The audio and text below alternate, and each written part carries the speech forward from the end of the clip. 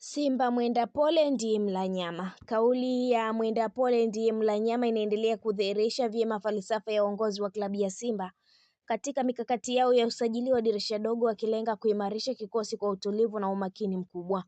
Wakati baadhi ya timu tayari zimeanza kutambulisha silaha zao mpya hadharani, Simba wao wamechagua kufanya kazi kimya kimya, wakipima kila hatua kwa maslahi ya muda mrefu ya klabu.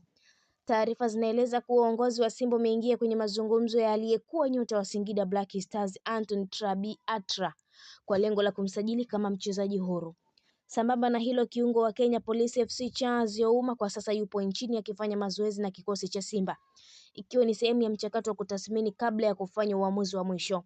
Chanzo cha karibu na klabu kinasema Anthony Atra ni miongoni mwa viungo bora waliowahi kuichezea Singida Black Stars, huku Simba wakimfuatilia kwa muda mrefu hata kabla ya kujiunga na klabu hiyo. Uzoefu wake na ubora aliouonyesha umemfanya kuwa mmoja wa wachezaji wanaotazamwa kwa jicho la kipekee na wekundu wa Msimbazi Simba Sport.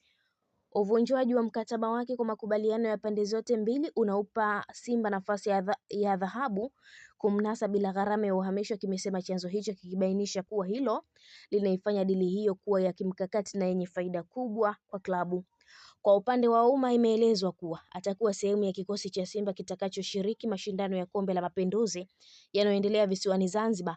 Kocha mkuu Steve Barker atapata nafasi ya kumtazama kwa karibu katika mazingira ya ushindani kabla ya kutoa mapendekezo ya mwisho juu ya usajili wake. Kocha atakuwa na jukumu la kumtazama kiungo huyo kutoka Kenya Police, na endapo ataridhishwa na kiwango chake, basi Simba wanaweza kumsajili katika dirisha dogo, kiliongeza chanzo hicho. Akizungumza kuhusu suala la usajili, meneja wa Simba Patrick Reyamamu amesema kuna uwezekano wa klabu kuongeza mchezaji zaidi ya hao wawili, ingawa ni mapema kuyazungumzia majina mengine. Ameeleza kuwa dirisha la usajili ni kipindi cha kuimarisha kikosi, hasa wakati huu ambao baadhi ya wachezaji wapo kwenye majukumu ya timu za taifa.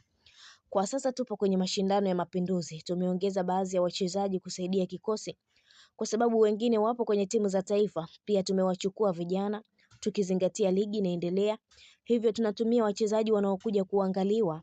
Ikifika muda sahihi, majina yaliyosajiliwa yatatangazwa rasmi, amesema meneja wa Simba Patrick Reyamamu.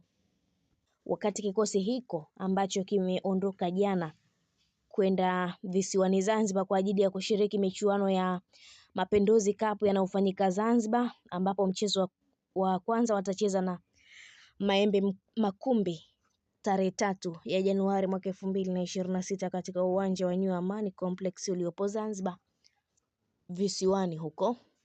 Na hii ni Malkia wa Soka, endelea kutufuatilia, usisahau kulike, kushare, kucomment pamoja na kusubscribe channel yetu ili uendelee kufurahia taarifa zetu mbalimbali za kimichezo kutokea ndani na nje ya mipaka ya Tanzania. Mimi ni Kunilize hadi wakati mwingine, bye bye.